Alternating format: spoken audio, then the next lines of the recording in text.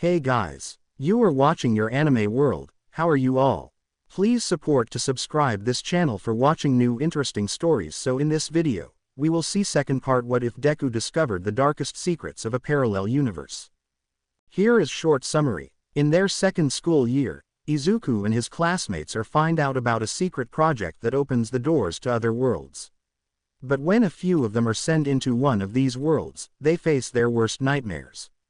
But before we start, if you want more stuff like this, then be sure to subscribe and like this video. And if possible, share this video with your friends. Now let's start the story. Ruins of New York City. The time had come to stop holding back. That much was obvious. After all, they were now faced with a small army of mutated undead former citizens. One thing was clear to them after all they had seen and heard. There was no chance for whatever was left of the people these things had once been. The best they could do was put an end to them quickly. So they now truly used their powers, without restraint. Most of the mutated creatures had quirks as well, but barely any of them were quirks useful for combat.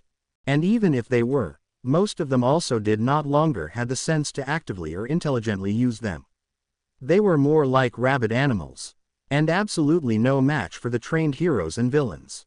Shoto trapped about a dozen of others inside a large boulders of ice.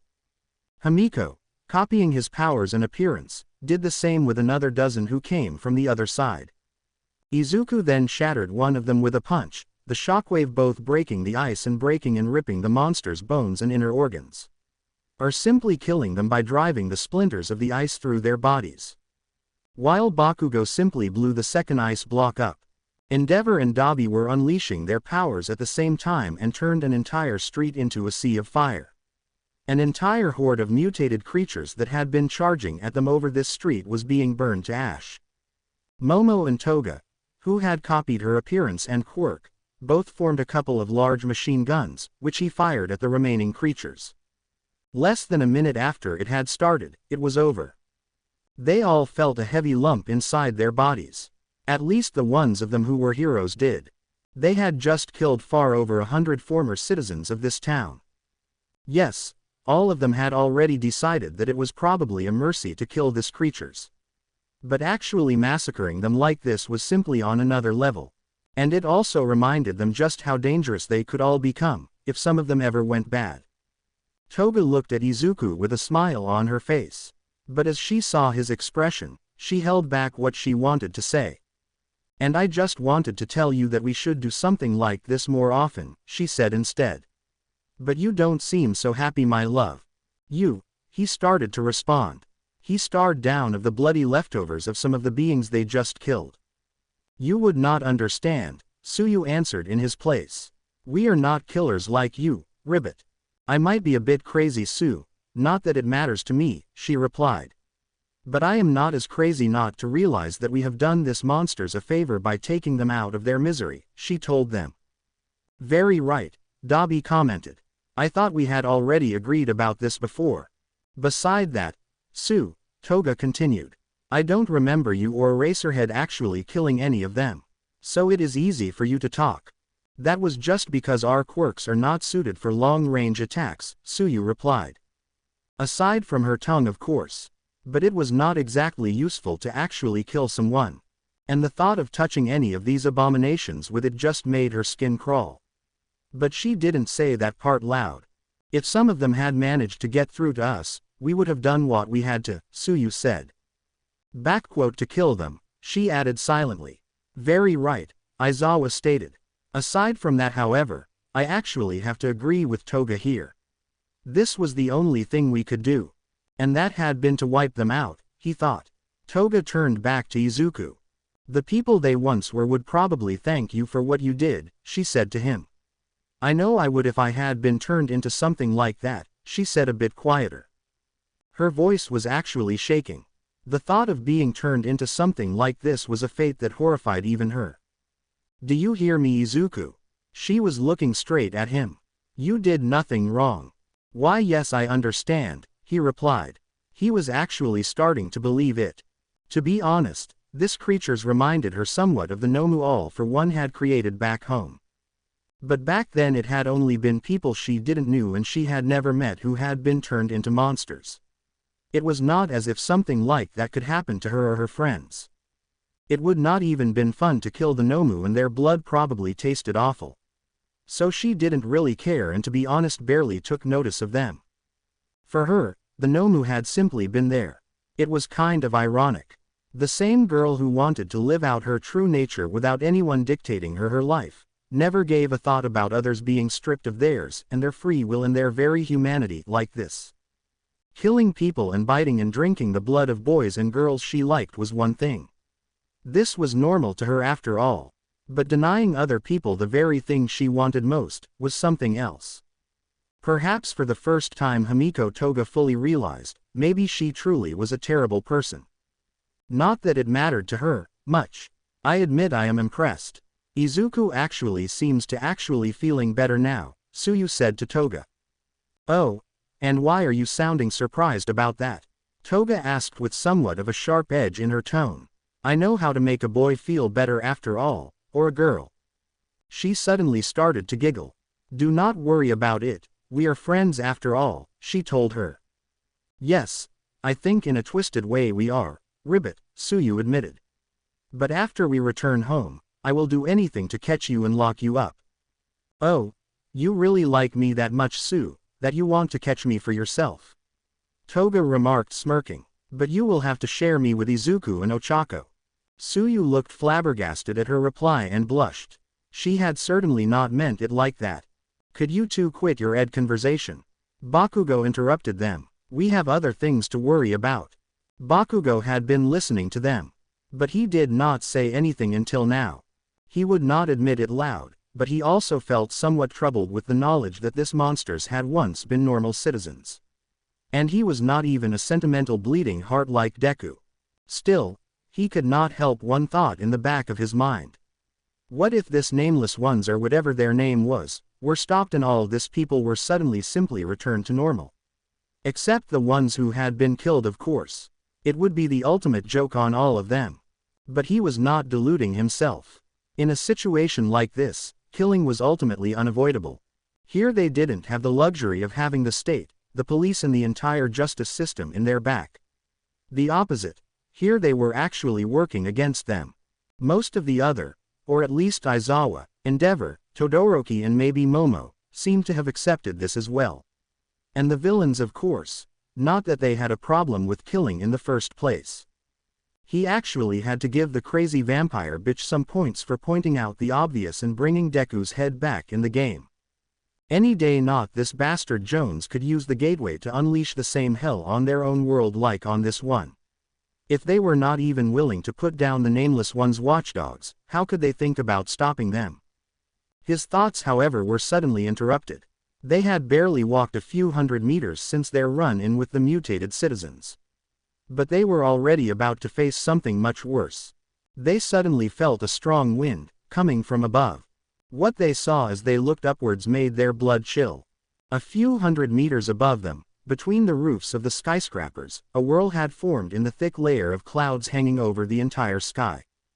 And then in the center of this whirlwind, the clouds were opening for a short moment, and from there they could see an overdimensional giant monstrous eye looking down on them. The eye had at least the size of a small house and was in a deep yellow color with a red retina. And from there, from the same spot the eye was watching them, two giant greenish tentacles were reaching out, moving downwards, to them. It was like a few parts of what they had seen from the recordings they had watched a few days ago. Only this was not a recording. This was happening right here and now. For a moment they all were staring upwards without a word. Even the experienced heroes Endeavor and Aizawa or the hardened villains Dabi and Toga could not. Only Kurigiri could. Come here, he called out. I am moving us away from here. But it might already be too late. The tentacles had already passed more than half the way to them and were moving faster and faster. There might not longer be enough time left for Kurogiri to teleport them away. Too late, Dabi called out, but then suddenly, the tentacles were stopped. Around 100 meters above them, it was as if they just met an invisible barrier and the tentacles stopped in midair. Then they saw that it truly was a barrier. Something like a transparent shield over the city became visible, surrounded by something resembling flashes of lightning hitting the tentacles and forcing them to stop. Shit. What the hell is that? Bakugo asked. I would say this must be the protection Dekiru's masters have put into place, Himiko said. And it is probably the only thing holding the Nameless Ones back. Evil stopping other evil. Quite ironic, isn't it? Whatever, Bakugo responded. Let us go, Aizawa told them. We are standing here long enough. Above them the two malevolent forces were still clashing with each other. So this is our protection, Dabi stated. Maybe we should do something to assist it. He formed a flame in his end and made a small nod upwards. I would not recommend that, Aizawa said. That might as easily as the tentacles instead weaken the barrier that is stopping them. I guess you are right, Dabi admitted. Meanwhile Dekiru and his team had arrived at the town as well. Aside from their normal team members, Dekiru, Uraraka, Tokiyami, Shoto Todoroki, Momo and Shinso, there was also a group of 4 Nomu with them.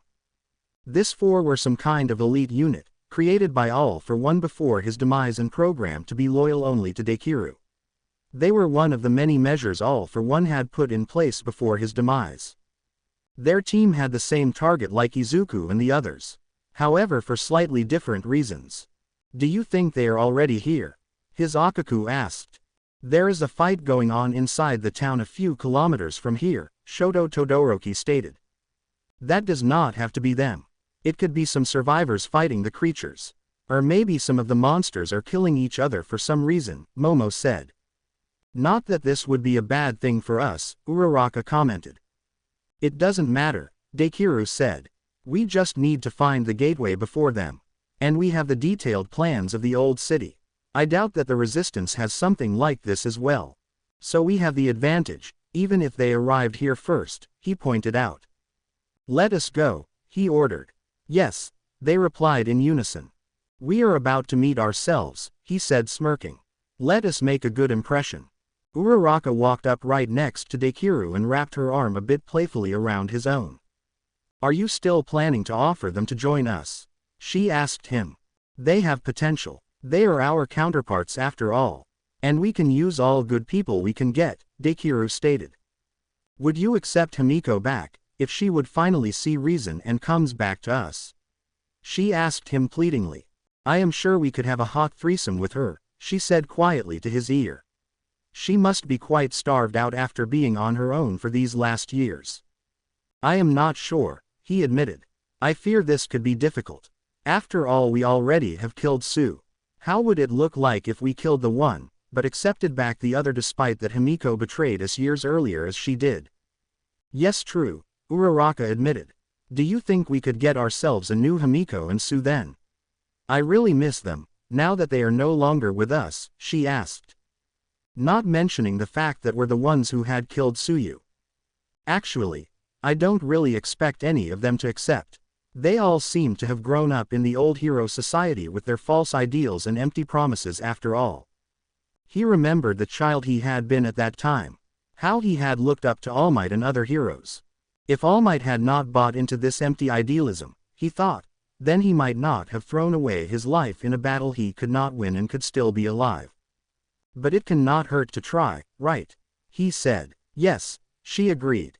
Just like Dekiru suspected, Izuku's group did not have something comparable to the detailed digital layout of the city that they had. But they did have an old map of the town that they were using to find their way. And so after another hour of searching, this must be it, Himiko said. This has to be the old HCP building of this city. Her eyes were on the map. Really? Bakugo commented. He had just removed some scrub from a sign on the wall surrounding the building. What gives you that idea? He asked sarcastically. The writing on it was now clearly to read. HCP Central Building, New York. They had really arrived. Okay, Endeavor agreed. The gateway has to be here. Let us get inside and not waste any more time, he said. I have to say I am impressed. They actually managed to arrive slightly before us, Dekiru said. He and the others were watching the other group from some distance. From the other side of the large plaza in front of the old HCP building and using a wall surrounding a neighboring park as cover. Why do we not attack them right now? Momo asked. I will explain the plan more in detail, Dekiru said. If it turns out that the gateway is still usable, we will use it to leave this doomed world and our "masters" behind. From then on we will be on our own. We will contact the All for One and Shigaraki of the other reality and offer them an alliance. If they refuse, we will kill them and take over their organization. Then we will prepare to take over that world. With our combined power and the technology we had received, we should be able to do that. But the condition for all that is that the gateway is still intact in the first place, Dekiru made clear. As you heard, I want to give our counterparts the offer to join us. We can need every man we can get after all. But I will not offer them to join us in an invasion of another world and give them dangerous information like that without even be completely sure that we can even do that. I see, Momo replied. So we are going to be the rulers of that world. Truly the rulers? Uraraka asked. Yes, we will be king and queen. And our children will be princes and princesses. If you want to call it that way, Dekiru replied. I don't care about titles. Just about the things someone could do with them. Sue and Himiko would be stupid to decline that, she said. So this was it, the Shoto Todoroki of this world, who was secretly another spy for the resistance, thought. The time for him to act had come. The only question was the right moment. After around 20 minutes, Izuku and the others had found what they were looking for. It was a machine looking nearly identical to the one that had sent them here, the gateway. And the device looked undamaged and in a relatively good state. Just like this entire building was, while the rest of the city around it was mostly wrecked by these nameless ones and their mutated puppets. It seemed like they did want the gateway to stay intact. Good. The energy supply is on too, Kurogiri stated after pulling the power switch. The question is, how do we continue from here on? Aizawa said. Endeavor looked at him. Shouldn't that be clear? We use it and go back home. We have seen enough of how it works to at least activate it. Then we destroy the gateway in our world and throw Jones into the deepest cell in Tartarus prison. Can we even be sure that it is truly connected with our world? Aizawa replied. And not somewhere else. Moment. Does that mean we came the entire way here and you are not even sure that this brings us back home? Dabi asked. Do you prefer to stay here? Bakugo commented. This is still our best chance, Aizawa said. Our gateway brought us here after all. So we have to believe that both of them are reacting to each other. Wherever we land can hardly be worse than here, Tsuyu commented. Let us do it, Endeavor said. It is not as if we have much choice. We have to stop Jones or both of our worlds will be like this. The others back home should activate ours again to try to bring us back. So if two activated gates really react to each other, and Jones will no doubt try to take advantage of it to open the way for his masters, Aizawa stated. So when we arrive we will not have much time and destroy the gateway right away. You can count on it, Bakugo said. Kurogiri, Himiko, you will destroy the one here after we passed, Aizawa reminded them. Actually there is one last thing, Kurogiri replied. There is one other reason we both came here WTHU, I had not mentioned yet. I want you to take Himiko with you, he said. What? Himiko asked surprised. Obviously she hadn't been informed about that part of the plan either. There is no point in denying it. This world is doomed anyway. Like this, she will at least have the chance to live. I will destroy the gateway after you all left. Yes, take her with you. They heard a voice coming from behind them. Actually, why do you not take all of us with you? As they turned around, they saw Dekiru and his team standing at the entrance. Hello Kashan, he greeted him. Nice to see you again old friend. The last time I saw your stupid face, you had that disbelieving look after I cut off your head. Izuku and the others were looking at their mirror images, the versions of them from this world. Dekiru and his team were around 2 years older than them. He himself was already a young man, around 18 to 19 years old. The age difference was the same for the others. Purely optical, Dekiru's outfit was looking very similar to Izuku's in its style, except the darker color. The same went for Todoroki and Shinso, who had chosen darker colors for their outfits. This was not so much to show their "darker" alliance, but simply a rational choice. Less bright colors made you less of an obvious target during battle. The ones of Uraraka, Momo and Tokiyami were looking identical to their younger selves. But aside from that, there was also something else different about them. About the way they were holding themselves, their demeanor, their very nature. Some, like Deku himself, practically radiated malice. With others, like Momo or Todoroki, it was more a complete cold and emptiness. Maybe it was simply the result of living in a world like this. It was nearly like looking at a twisted version of their own futures.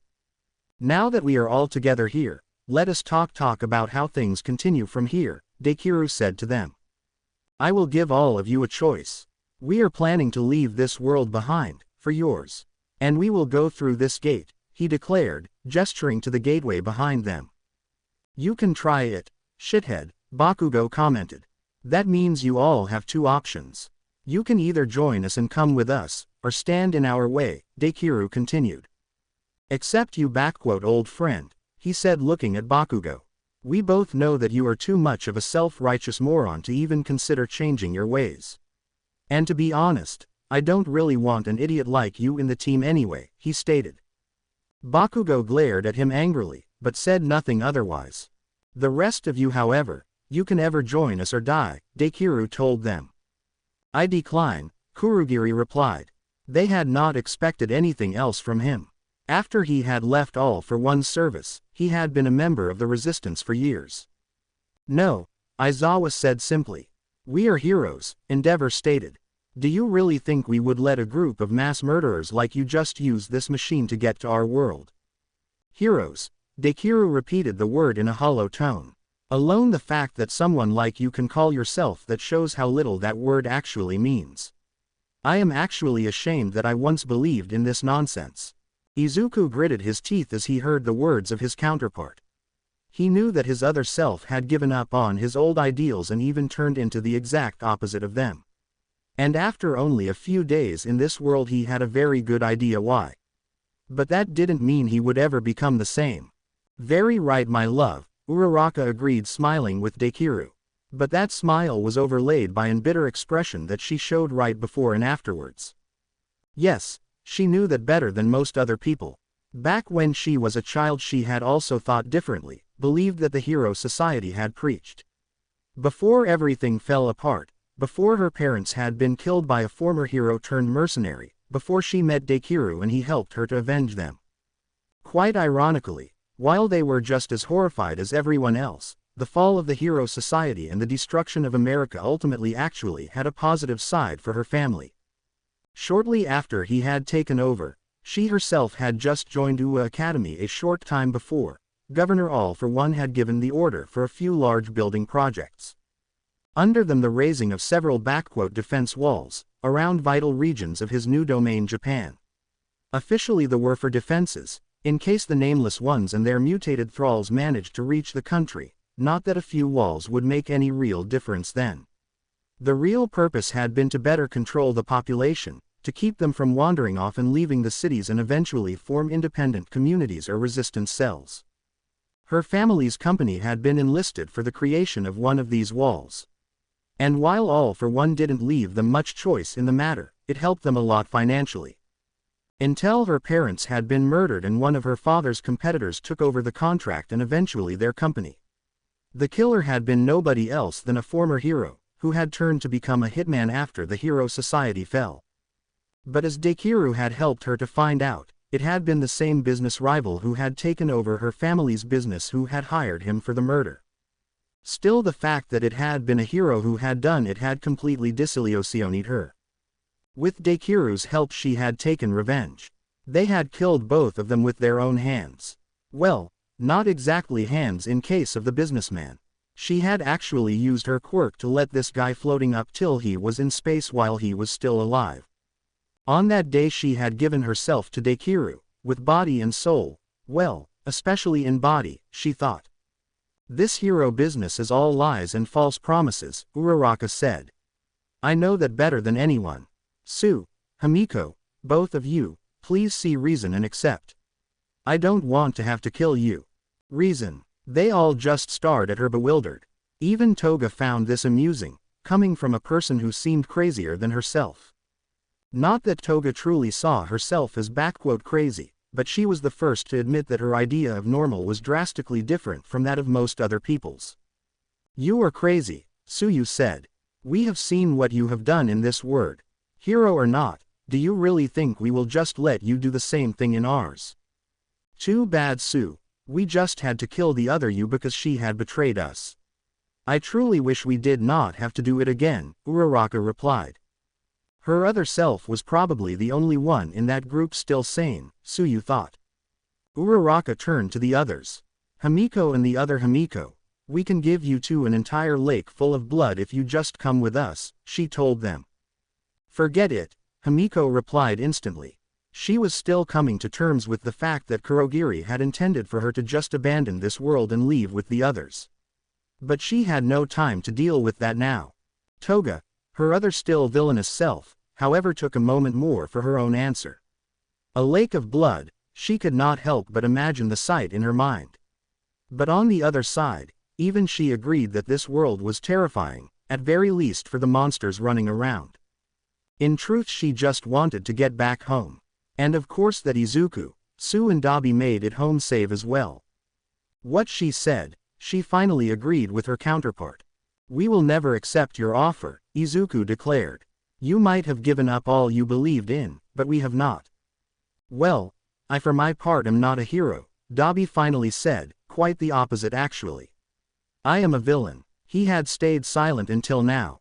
"So tell me, what exactly do you plan to do?" Dabi, Toya, Shoto and Endeavor called out nearly at the same time to their estranged brother, son. "You bastard," Bakugo hissed. "Hey, I just said I will hear the man out, not that I will necessarily join them. But given how you react, maybe I should." "Ah, finally a smart man," Dekiru stated. "To answer your question, I plan to make contact with your worlds All for One and Shigaraki. My guess is that they are still alive, right?" Nobody answered his question, but that was already answer enough for him. If they were dead, they would not resist the temptation to tell him that. "We will form a new alliance and together with them we will take control of your world. Then we will build up a new state, formed by our ideals." "Are you going to do the same thing there too?" Dabi asked. "I mean, killing 1/10 of the population, that is a bit much even for me." "I guess we could hold ourselves back a bit," Dekiru said with a smile. None of them really believed his words. "And just in case some of you don't believe that we are really able to do all that." He made a gesture and the four Nomu stepped closer to them. "You should know, these Nomu had originally been created by my old teacher All for One. Based on designs he had made to fight All Might," he explained. All Might, damn it, they all thought. Most of them, including Aizawa, had seen firsthand that the Nomu the League had once created to fight All Might could do, and Endeavor had read the reports on that fight. If all four of these Nomu were as strong as that one had been, then they had a real problem. "I guess that decides it," Dabi said. He moved and took a position right next to Dekiru's group. Shoto and Endeavor looked to the same part disappointed and devastated.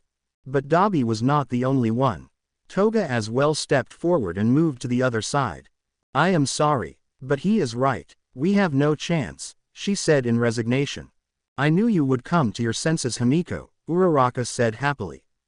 "Izuku, Tsu, please come over here too," she pleaded. "So, is there anyone else willing to change his mind?" Dekiru asked. Nobody said anything. "I see," Dekiru said. "So this is your decision. To be honest, I am at the end of my patience anyway." "Kill them," he ordered the Nomu.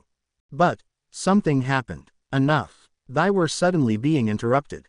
It was Shoto Todoroki, the one from this world, who was part of Dekiru's group. With this single short word he took a small device out. It was obviously some kind of control device. Izuku and the others had no idea for what, but Dekiru and his group had a look of complete surprise on their faces.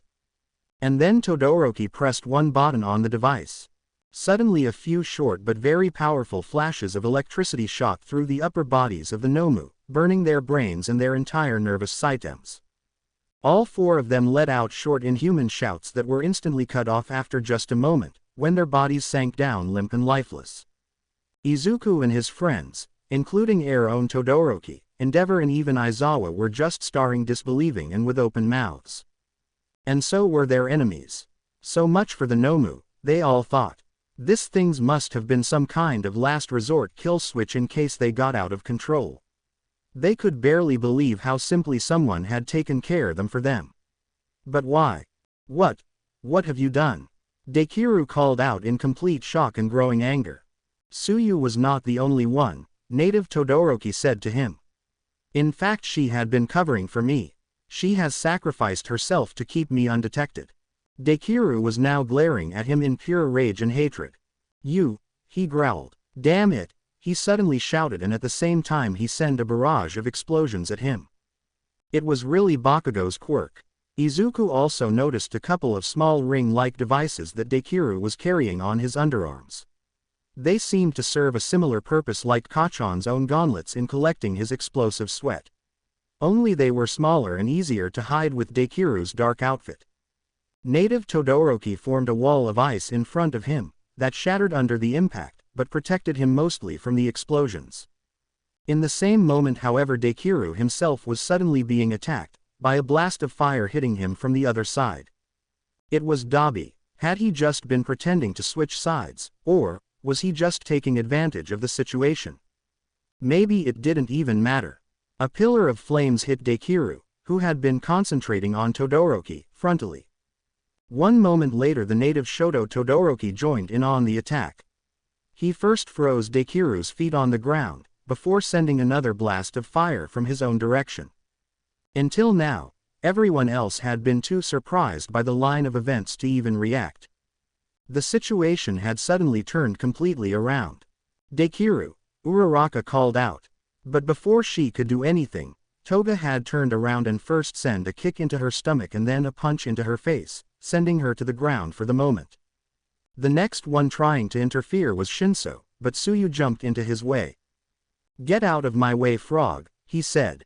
Do you think someone as pathetic as you could stop me? I watched the other you begging for mercy and... Before he could say anything else, Tsuyu had shot out her tongue and slapped it right into his face. I know your tricks, she thought.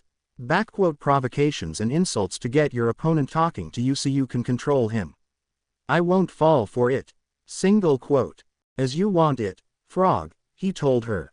Dekiru was now being blasted with fire from 3 sides at once, as the Todoroki from Izuku's group joined the attack as well. The fire not only completely engulfed Dekiru's body, but also burned a large hole into the wall behind them. To their luck, they knew that none of the power lines feeding the gateway were going through this wall. At least if the design was the same as the gateway they had been shown in their reality. Even Dekiru's powers could not longer hold back the heat, and they all heard a terrifying scream as his body was charred and burned. Shoto stopped his own attack in this moment. He had just aimed to kill from the beginning. He knew, not some mutated zombie, but an actual person, a double of his classmate Izuku on top of that. But he didn't feel bad about it. Dekiru had not just been some villain, but a murderous dictator. And there was no justice system for him here in this world. They did what they had to do. Endeavor was just standing there next to Aizawa with a small grin on his face. This were his sons, he thought silently. But then something happened what none of them would have expected. Dekiru was suddenly standing straight up again, and his body was regenerating and healing itself in an incredible speed. His normally fireproof uniform was now charred and damaged, but still hanging on his body. What the? An regeneration quirk? Bakugo called out. That are not my powers. But how? Aizawa said. A moment later he realized the obvious answer. Several of them did. All for one, Izuku said it loud. Before he was even fully healed, Dekiru threw another explosion at his now former teammate Todoroki, that impacted right in front of him. But that, as they all realized one moment later, had just been a distraction. But it was already too late, as Dekiru leapt forward with incredible speed and materialized a black substance in his palm that formed itself into a black-colored blade. This made it clear to them, Dekiru had not just more than one quirk, he possessed the quirk all for one itself, somehow, and who knew how many powers he had absorbed. He appeared right in front of the native Shoto, whose sight was still hindered by the explosive attack, and stabbed the makeshift blade straight through his chest. "You!" Native Todoroki said to him. Blood was flowing out of his mouth, right before Deku let his dying form sink to the ground. "You underestimated me, old friend," he told him. All of them were staring at him. Especially one person. Endeavor knew rationally that this was not really his son. The boy that he had raised is not much more than a weapon, before he came to regret his old ways. But when he saw this, he felt the anger building up inside of himself, and a moment later he unleashed another incredible blast of fire at their enemy. But this time Deku was not taken by surprise. The same black material he had used for his blade, its color reminded them of Tokiyami's dark shadow, now formed a large shield in front of them that held back Endeavor's flames and redirected some of them to the already damaged wall, that now burned themselves through the building to the outside. Endeavor now got back a hold of himself and stopped his attack. He reminded himself that if he accidentally damaged the gateway or its power supply, they would be trapped here.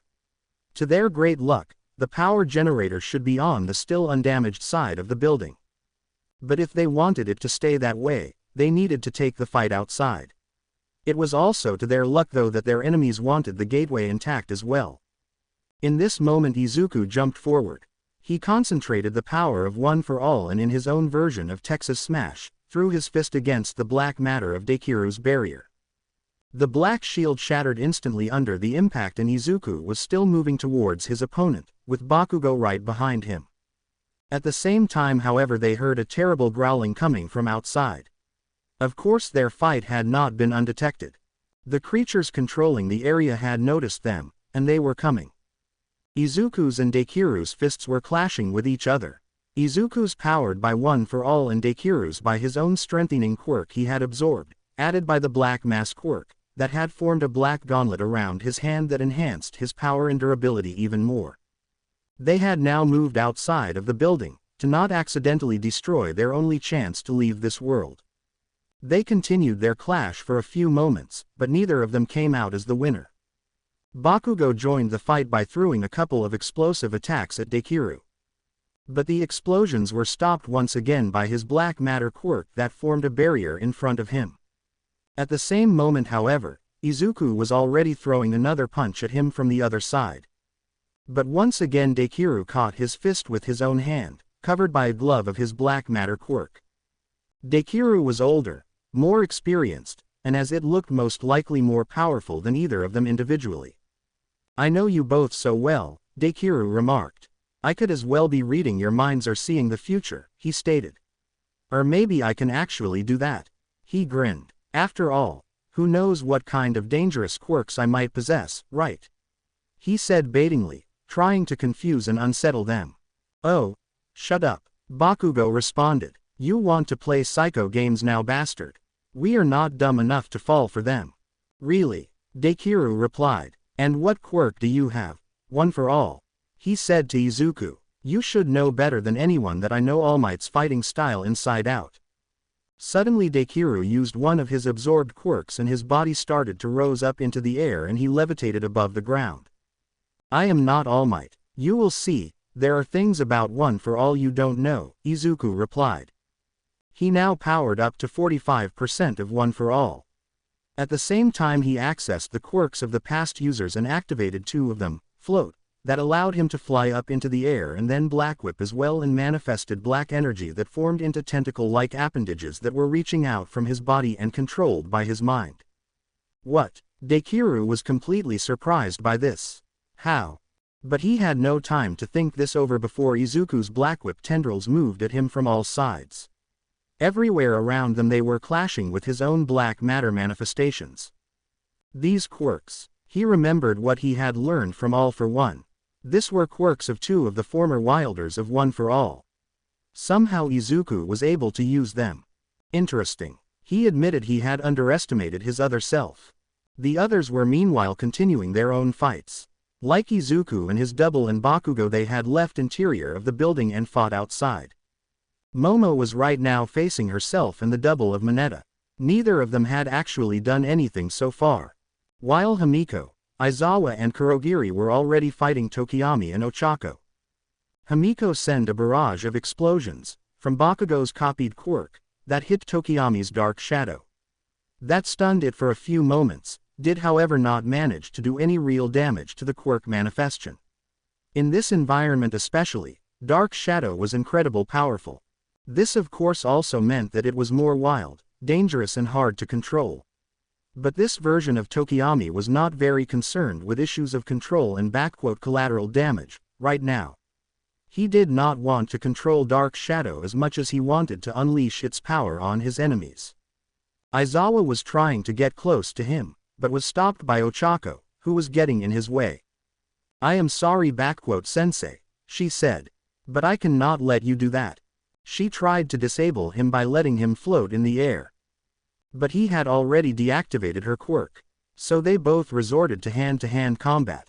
They were stuck in a short match. Like her counterpart, this Ochako was a well-trained martial arts fighter.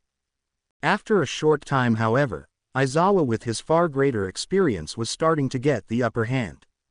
Momo's double then however made a move that surprised all of them. Well, she created something. Only that what she created was not any object, but an exact copy of herself. And that copy then created another one and so on.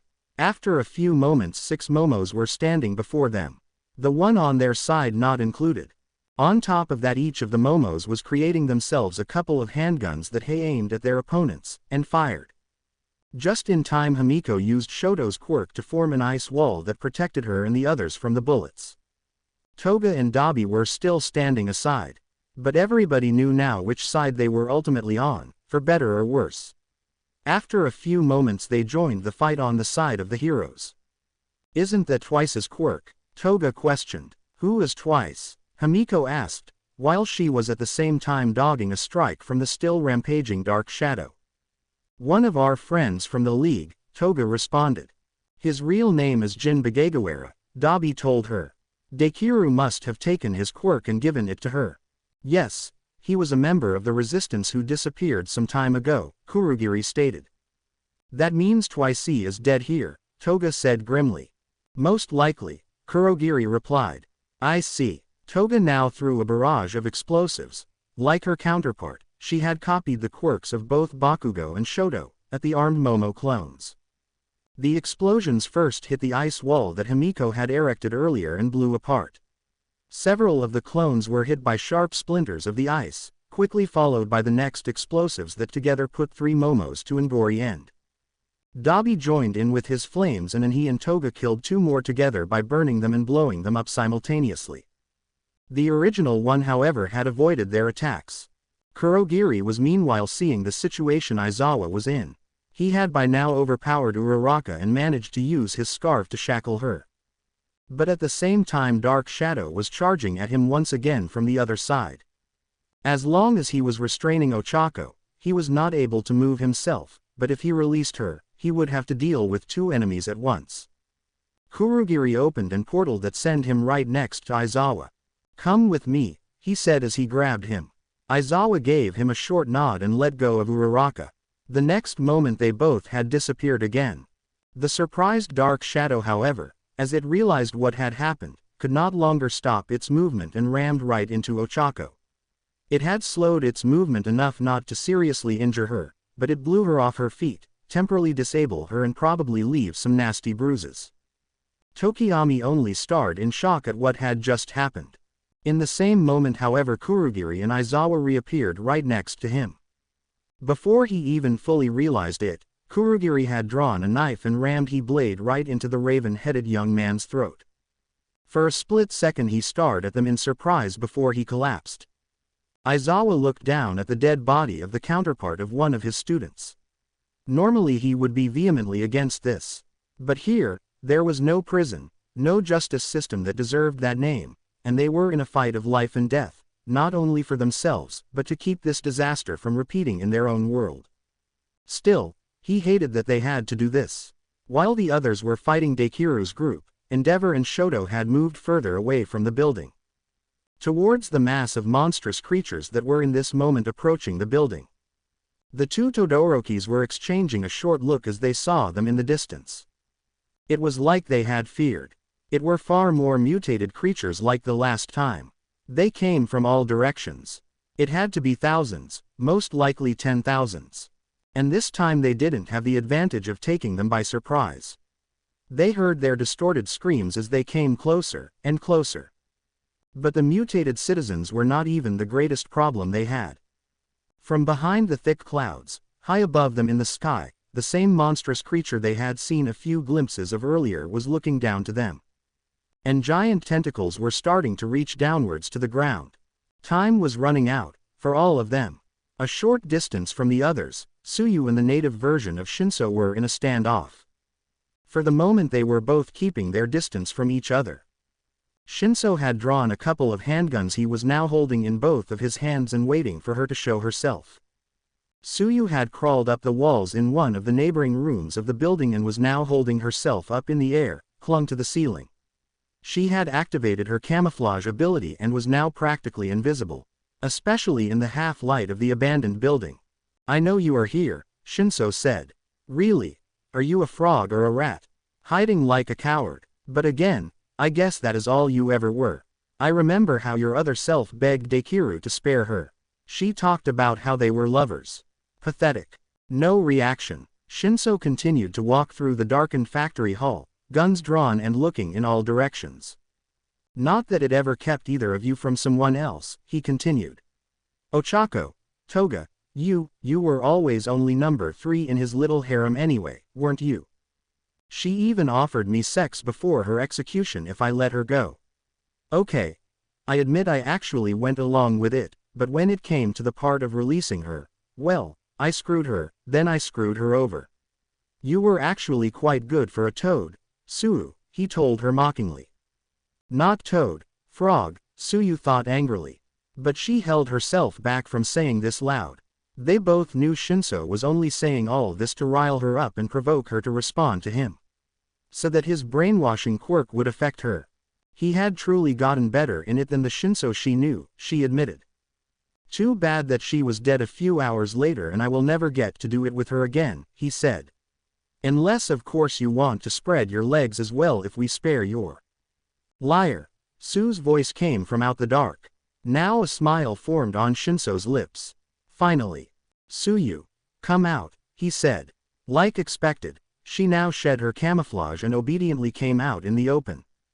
"Ah, there you are," Shinso commented. "Now please come here and stand completely still for a moment till I shoot you." Once again she did exactly what he had told her and walked right in front of him. Her expression was blank. She was slightly looking downwards, with her arms folded together and one of them lying over the other, a strange-looking posture. "I have to apologize for my disrespectful words from a moment ago, Tsuyu. Of course none of it is true," he admitted. "It is nothing personal, right?" he said sardonically. In the next moment however, Tsuyu moved her right arm, something she should not even been able to do, drew the gun she were carrying on her belt, created by Momo earlier, and shot him on short distance twice in the chest and stomach. How?" Shinso stammered. Still wordlessly, Tsuyu used her other hand to pull a small object out of her pocket. It was a recording device. She pushed a button and her own voice was to hear. "Liar, liar, liar." She fired a third bullet right into his head. "Like you said, Ribbit," she stated, "it is nothing personal." Meanwhile the three-way fight between Izuku, Bakugo and Deku continued. All three of them were now fighting up in the air. At the same time however they saw the army of monstrosities on the ground coming closer and closer. "You know this is senseless, right?" Deku told them. "They will be here soon. If we don't end this fast, it will not matter who of us wins, we will all be destroyed together." Both of the young heroes gritted their teeth. They knew he was right, even if they hated to admit it. "Oh, and the nameless ones will keep their hold on the gateway and sooner or later destroy this world," Deku added, "and maybe yours as well when they ever find it." "While you only want to conquer it," Izuku replied. "Yes, but it would still be much better than having your entire world consumed by the nameless ones, right?" Deku responded. "Besides, you can still try to stop me later. So how about we make a temporary agreement?" "With you?" Izuku asked. Deku was like a second all for one. Well, given that he actually possessed the quirk, technically he was all for one, an even more bloodthirsty and ruthless version than the real one. Even without his group of super Nomu, bringing him to their world might bring disaster. Especially if he actually teamed up with the League, or rather the organization the League had turned into recently when it merged with the QLF. But that was something the heroes didn't even know about yet. But even that would be nothing compared to if Robert Jones actually used the gateway to let these monsters into their world like his father had done it here. It was a few dangerous supervillains more compared to the end of everything. "We are heroes," Bakugo said. "Do you think we would just let a menace like you come to our world? That we would even help you with it?" "Ah, heroes," Deku replied. "I remember your other self telling me once about his idea of heroes being the ones who fight with all they have and win in the end." He grinned with a mix of sarcasm and bitterness. "I am sure one day in this world has shown you what a load of complete bullshit that is," he said. "My new masters and what happened to All Might both taught me what it really means to be a hero. The truth is, a hero is someone who faces overwhelming odds, who never gives up even when the situation is hopeless, who shows courage and determination beyond human understanding, and who in the end still fails. Who dies brave and selfless and ultimately achieves nothing." He looked at them. "And that was the moment I decided that I didn't want to be a hero anymore," he told them. "So now make your choice. What kind of heroes do you want to be?" In this moment they saw the giant tentacles of the monstrosity up in the sky coming down to them. And at the same time a nearly endless army of mutated former citizens that were coming for them on the ground. Did they even have a choice anymore? Izuku and Bakugo exchanged a short look. Izuku started. "Agree," Bakugo finished for him. "Very good." Deku sent a message to the rest of his team through his communicator. "Stand down. We have an agreement," he told them. Izuku's and Bakugo's teammates heard the message as well. They could not believe it. But they understood very quick as they looked around and saw the army of monsters approaching them.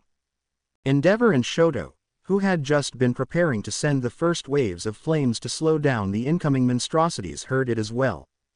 "You cannot be serious," Endeavor said. "I fear they are right, father." Shoto was looking up in the sky, where 200s of meters long tentacles that were reaching down to them had become visible. "We have no real choice."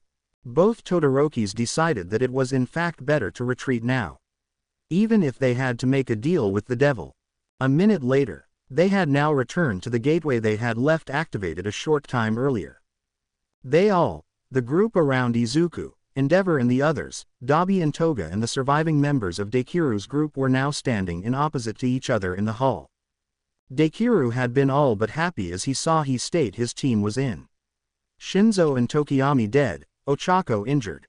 Well, it had to be expected, given that they had been badly outnumbered without their Nomo group. But he showed no outer sign of emotion about the loss of his men. He had known the risks before he had started this mission. Still, they were weakened to the point that his plan to conquer the other reality had become very questionable at best. With their reduced numbers they would likely only end up being absorbed as another part of All for One's organization if they managed to team up with him, or as yet another group of villains if not. But it was far too late to turn back now. "I see you are still alive, Mineta," he commented. "I am not sure if I should be happy or sad." Yes, he was. Mostly because he had barely directly fought anyone. In fact, he had during most of the battle been hiding behind his teammate Momo. "The gateway has locked on a target," Kurogiri said as he read the displays. "That probably means that they had activated the gateway in our world once again," Aizawa stated. "And it also means that we have to be fast, before Jones manages to realize his plan. Then let us hope that it will actually bring us home and not somewhere else," Izuku said. They heard the loud distorted shouts and growls coming from outside. Endeavor, Shoto and Dabi had formed a large ring of fire around the building. But that would only hold them back for a few moments. "We have no other way out anymore anyway," Endeavor stated. The gateway had once again built up a portal between the realities in front of them. "I will stay and make sure that the gateway is destroyed the moment after you pass through," Kurogiri said. "You are not coming with us?" Himiko asked pleadingly. "Maybe a bomb. The risk is too great that these monsters could deactivate it in time," he answered. "I am sorry. I wish you a good life from now on, Himiko."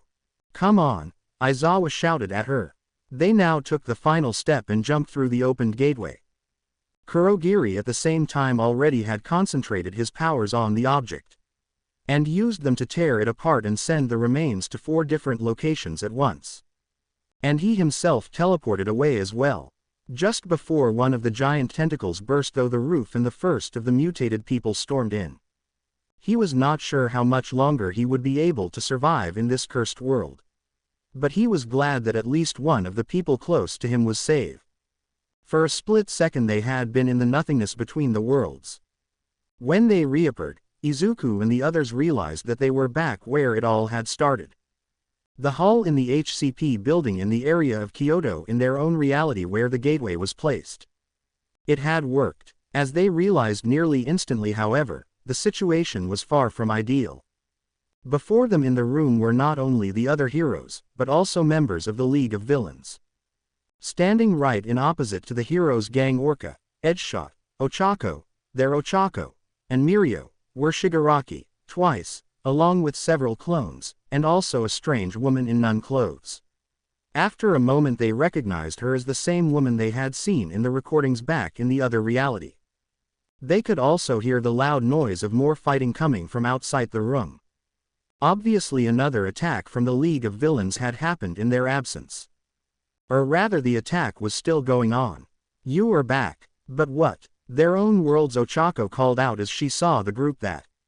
But her expression turned from one moment to the other from sheer happiness to confusion and shock as she saw the exact doubles of Izuku, Toga, Momo, Mineta and herself standing next to them.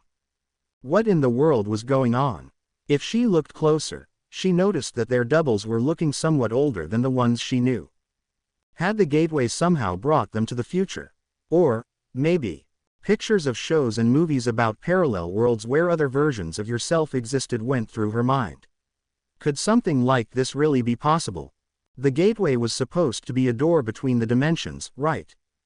The two Ochakos locked eyes for a moment, both viewing and trying to get a feeling for the other. Ochako saw how a grin appeared on the face of her double. She was getting a creepy feeling when looking at her doppelganger.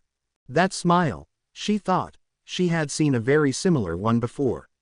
It was nearly like with Himiko Toga, especially like their first meeting. She remembered her talking about them being "two girls in love," while assaulting her and forcefully drawing some of her blood for later use. Still, it was difficult for her to accept it, since this time it was her own face that she saw this smile on. Could her double truly be just as bad as Toga? Or maybe even worse? She didn't know how right she was. The other Ochako, on the other hand, was getting her own impression of her as well. She had seen the look her other self had sent to them when she saw them appearing from the gateway. Or actually the look she had sent to Izuku. She could tell right away that despite all the differences between them, she had a good feeling that this world's Ochako was most likely just as much in love with Izuku like she was with Dekiru. It was her friend Himiko who had shown her how to read things like that, back when they had still actually been friends. Of course she knew that the other Ochako was probably still like her own old self. The one who still believed in the heroes and the things they preached, the one who thought you could make the world better without killing, who had believed in a "better world" in the first place. The her, who had still been innocent. She remembered how naive she had once been. Still, it seemed some things were just the same, no matter the world. Not that it made much of a difference. Dekiru and the heroes were enemies now, and that means she and her other self were enemies. The only question was, who would attack who first? Yes, they were back, Izuku thought. But that didn't mean it was over. In some distance they could also see Bob Jones, flanked by the two pro-heroes Kamui Woods and Vlad King. The bastard obviously let himself be guarded by the same people he was trying to destroy. But that was not even the worst thing right now. The gateway was opened. You need to shut the gateway, now. Bakugo shouted. He is right, Endeavor called out as well. No, the experiment is too important, Jones exclaimed. Please, it is about the future of the entire world. Yes, the future of the world. But not like any of them thought. Don't listen to him. He is lying, Izuku shouted at them. He lied to everyone about what he is really planning. Izuku thought about how he had respected, even a bit looked up to the man for being quirkless and still a successful and respected person. But that all had only been a facade.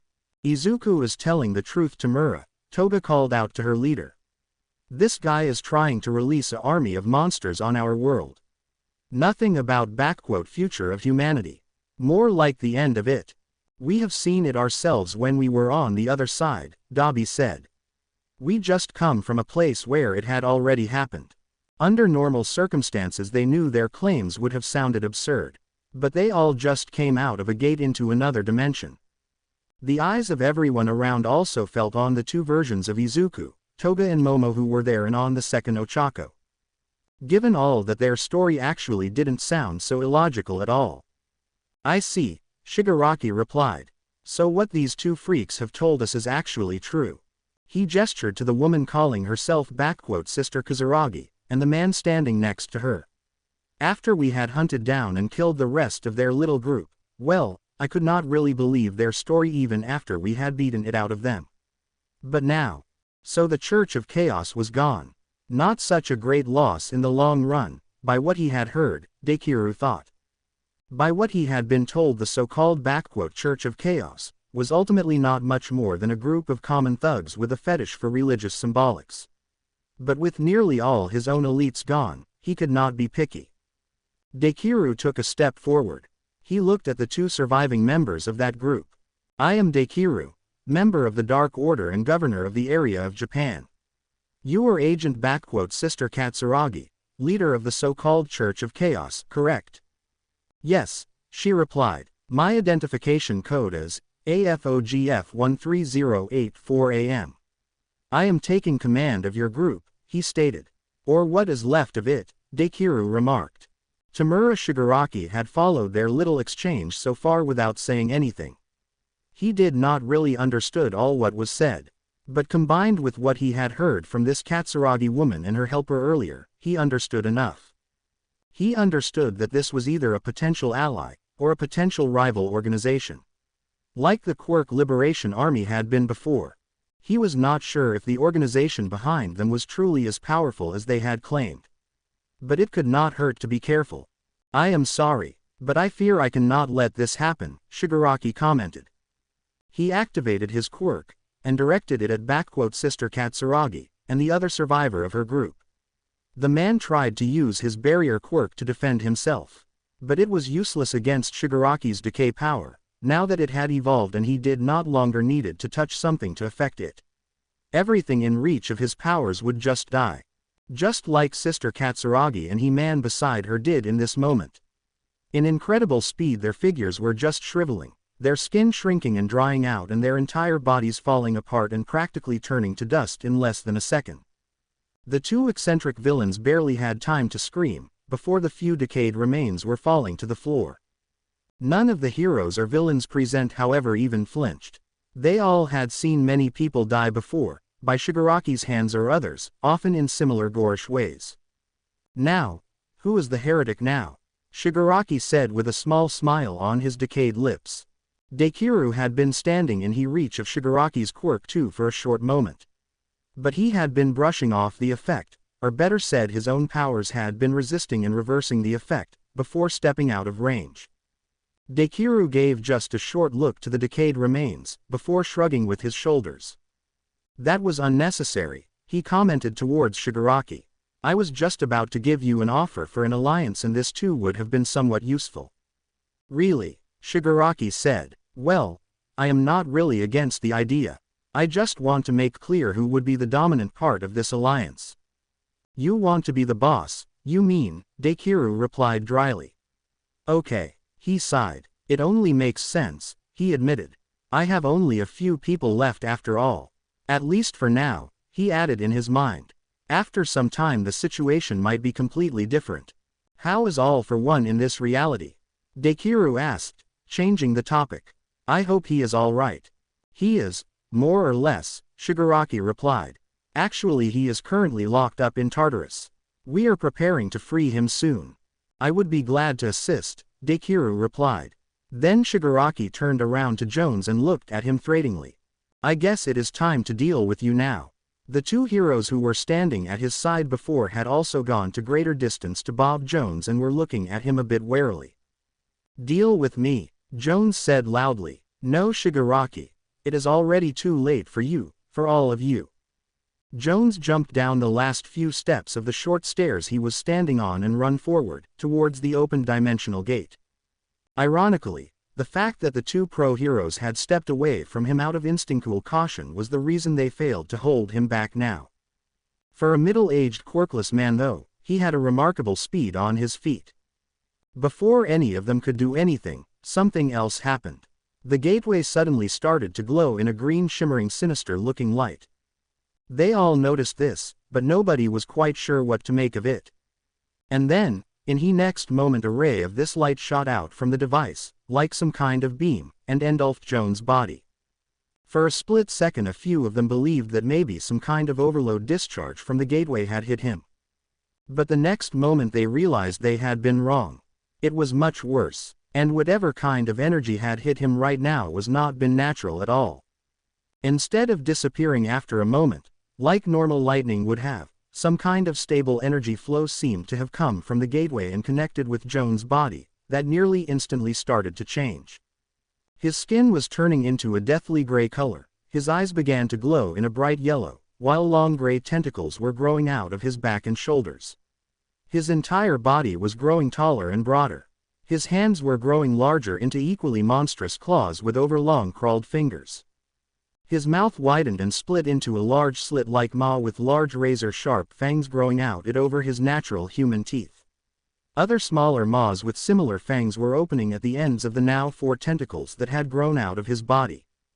He was now over 2 meters tall, his skin looking gray, dried out and dead, his back bent forward, his fanged tentacles leashing out of the people closest to him.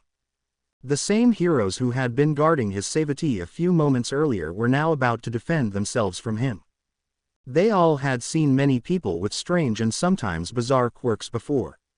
Some mutation quirks left their owners looking more like animal hybrids than human. The hero gang Orcahu was himself a good example. But this abomination was something completely else. Something in all their senses told them that this was not a quirk at all. This was something unnatural. Something that should not exist, at least not in this world. After a second the heroes regained their composure. They all had faced monsters before, even if it had been monsters from their own world, in opposite to the thing Jones had become.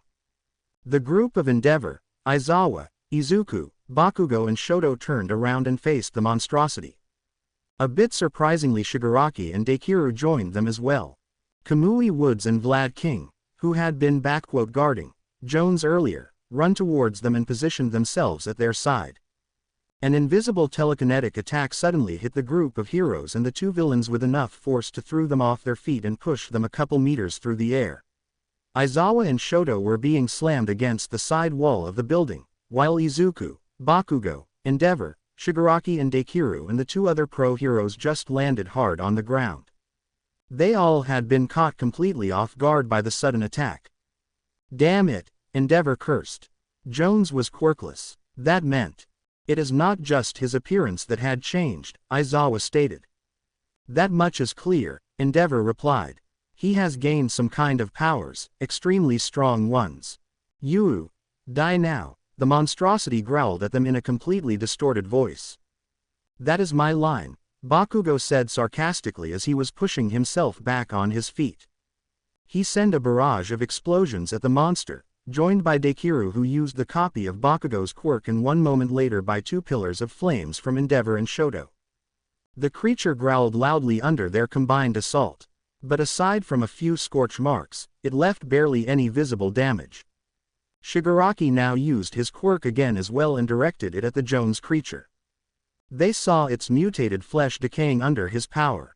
But despite that the monster was still moving as if nothing had happened. "What in the world is that, some kind of undead?" Endeavor exclaimed. "It seems so," Izuku said. "Whatever happened to him, this is obviously not a normal quirk." Despite technically being dead now, the abomination was still fighting, even if it seemed to be moving slower now and send another telekinetic attack at them. But this time they were prepared and kept themselves standing. "Well, I tried," but it seems I have done my dues here.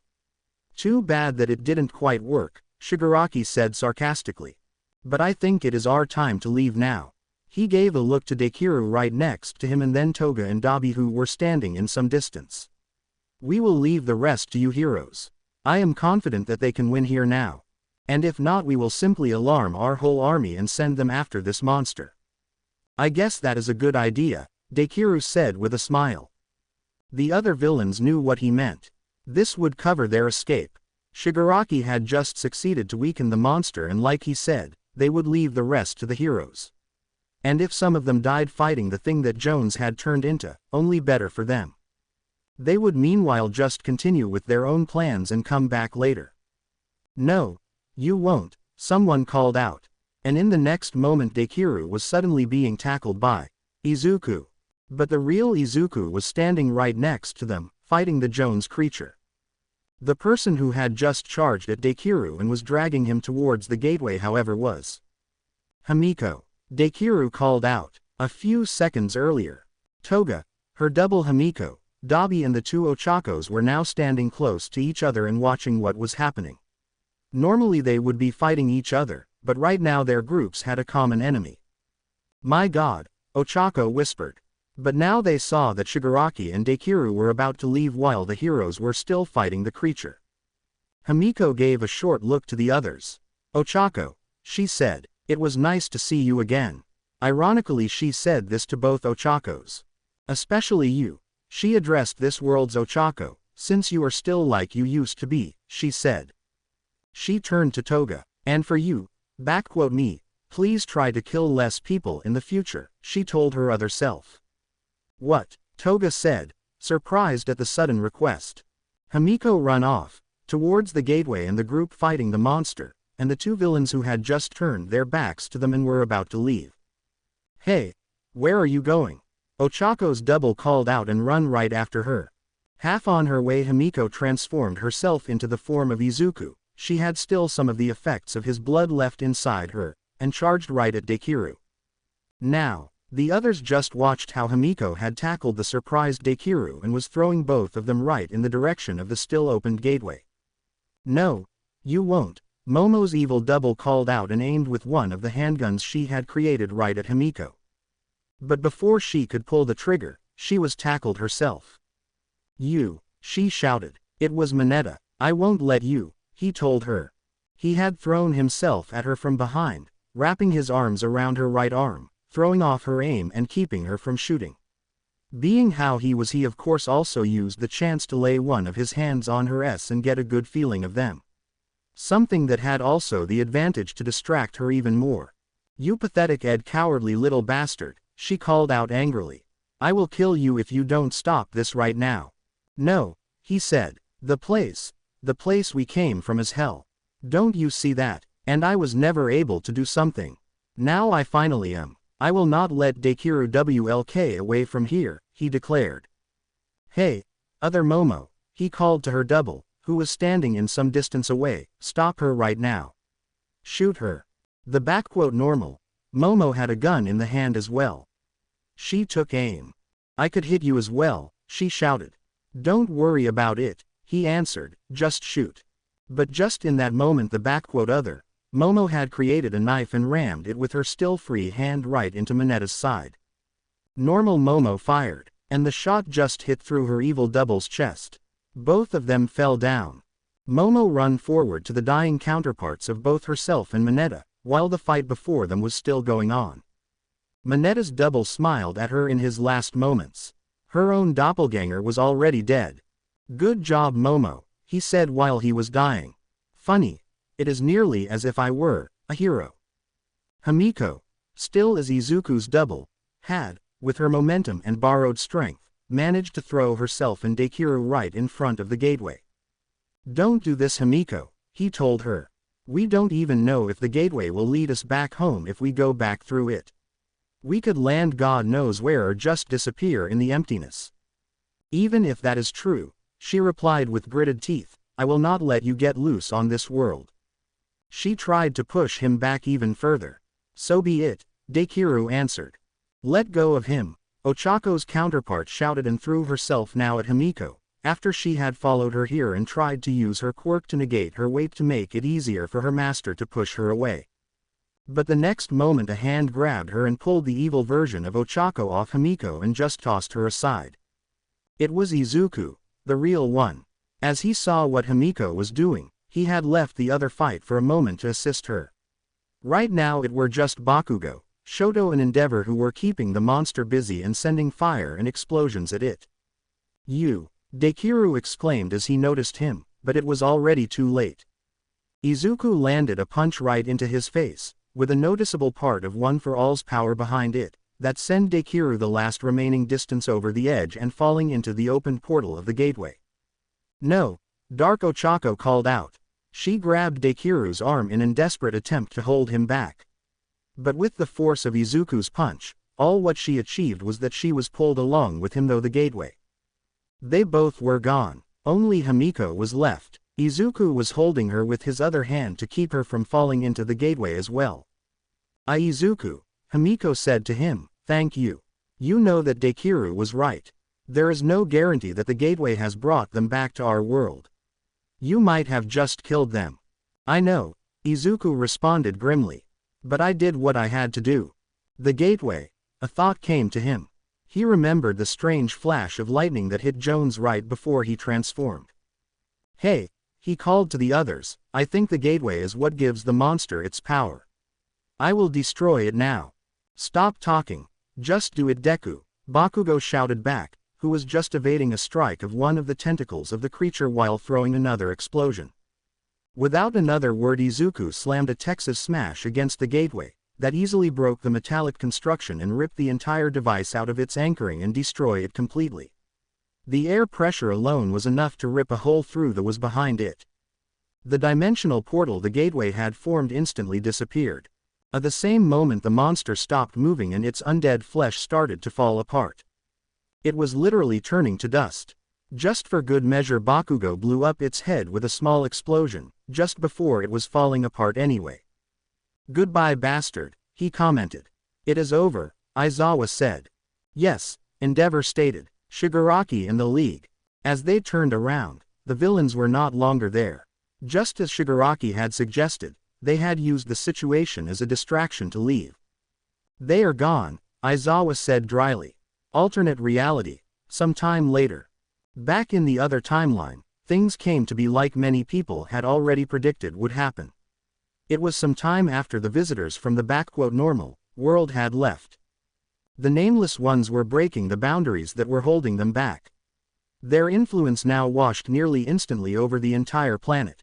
The same thing that happened on America and parts of Western Europe now repeated on the rest of the world. The beings that called themselves the Dark Order had by now finally decided to give up on this reality. After all, this world had never lived up to their expectations. Why should they keep defending it? Entire landscapes and cities were devastated within minutes by just a fraction of their true power that the Nameless Ones manifested on the surface of the planet. Earthquakes, tsunamis, volcanic eruptions all over the globe and similar disasters were the first result. Japan and parts of East Asia and Europe completely sunk into the sea. Ash filled the atmosphere. Most of the planet's population were killed during the calamities. The few ones who were not, were transformed into zombie-like mutations like in America, both their bodies and minds corrupted and consumed by the godlike abominations from outside their dimension. It was quite literally the end of the world. After some more time the planet itself was breaking apart, and all what was left was a black hole in space. Here the future of humanity had ended. While in the other timeline, however, life just continued. Normal reality. The evening of the same day. They all had taken a few days off from school, or in Endeavor's case from work, and would only return in case of emergencies. The events of the last days had exhausted them mentally and stressed them all to their limit. The group of heroes who had visited the other reality, Izuku, Bakugo, Suju, Momo, Shoto, his father Endeavor and Aizawa, were sitting in a small cafe, together with Ochako and with All Might, who had just arrived in Tokyo on an airplane. Endeavor had just ended the last part. None of them said anything for a few moments. Himiko was also sitting with them. The Hero Society had provided her with a new identity and a place to live, given her heroic deeds. And of course in exchange for every detail about the reality she came from and the threats she had witnessed there. While Endeavor and Izuku were the ones telling the most of the story, she was filling out and explained some details. This story is nearly unbelievable, All Might said. And terrifying, Ochako added. Is there truly a chance that these creatures could appear here too someday? It seems so, Endeavor stated dryly. Both this so-called nameless ones and the beings who were "protecting" that world from them, Bakugo added. Don't ask me what is worse. But the gateway has been destroyed, Ochako said. Yes, but that doesn't mean that they could not reach us in another way somehow, Izuku replied. And remember that this beings called the Dark Order claimed to have created the quirks. That means they must have been here before. They at least didn't need the gateway to reach us. Imagine, a worldwide artificial created evolution, Aizawa repeated, and as some kind of field experiment. That means everything what happened in the last centuries, the heroes, the villains, our entire world like we know it. All Might said quietly. He was thinking about the entire history of the Hero Society, of his own quirk One for All, handed to him by 7 others before and the entire history between them and All for One. All of that. Just a field experiment. It just sounds unimaginable, All Might stated. And that means much coming from me of all people. In our world we had trouble to believe this too at the beginning, Himiko mentioned. But we had already seen many other things that would seem unbelievable. And the Dark Order had no need to make up something like this. Does that not mean these beings can return anytime and conquer our reality too, Ribbit? Tsuyu questioned bluntly. Don't forget one thing, if they are truly responsible for the quirks, it had been centuries ago, Aizawa said. And by what we know they had just left us alone since then. Yes, damn it, for all we know they just messed with all our genes a few centuries ago and then just decided that they don't care anymore, Bakugo commented. For all we know that Bastard Jones opening his gateway and bringing this monsters in our world was the only reason they paid attention again. That would clearly be the best case, but we cannot count on that, Endeavor stated. I just got a message that the government had decided to make this entire incident top secret. Mr. Robert Jones, he said the name with disdain, had lost his life during an accident with his newest company project, unrelated to any strange events or any villain attacks. No great surprise here, he commented. You, he pointed at Himiko, are just a regular citizen with an quirk very similar to the infamous villain Himiko Toga. Reet. Toga's double replied with a moderate dose of sarcasm. But they are also not taking this lightly, Endeavor continued. Aside from even more improvement of the training of new heroes, the government also plans to intensify development of new technologies, especially new weapon and defense technologies. Just in case. I guess that is all that really can be done, Ochako said a bit nervously. And even if they do come someday, Izuku stated, it might be in another 100, or 200 years, or in 500. But One for All might still exist then, he thought. One reason more to continue to groom the power and hand it over to another successor when the time came. It seems the idea of an invasion from another dimension really gets people to move their ribbit, right? Tsuyu commented. Not the most polite way to say it, but you are exactly right. I spend too much time with Bakugo, she remarked. All of them expected Bakugo to snap at her for the comment. But he just smiled. Don't worry about it, he said. I know how I am. I guess I really needed a few lessons to get my head back on the ground. I promise I will try to be easier to get along with in the future. But I cannot guarantee it. They all grinned. Do you already have an idea what you want to do from now on? Ochako asked Himiko. I am not sure yet. They have offered me to become a hero as well. But I don't think this is a good idea, at least not right now, she answered. Maybe later. But for now I just want to get away from battles and fighting, and killing. I guess it is quite ironical hearing that from me. We have seen your timeline Himiko. Ribbit, Tsuju said, we understand. Do you want us to help you? Izuku asked. There was something painful in the look Himiko sent to him. You three have been my best friends in my timeline, and more than that, she stated. You know that I was in love with both of you, she said to Izuku and Uraraka. And I don't exactly dislike you either Sue, she said with an a bit lecherous smile. This caused all three of them to blush deeply. Maybe we should leave and let you continue this conversation under yourself, All Might said politely. Don't worry, I am finished in a short time, Himiko told him. And by what I saw, my other self feels the same way, she said. Yes, she said something like that, Ochako replied. But you have seen what happened with your other selves from my world, Himiko added.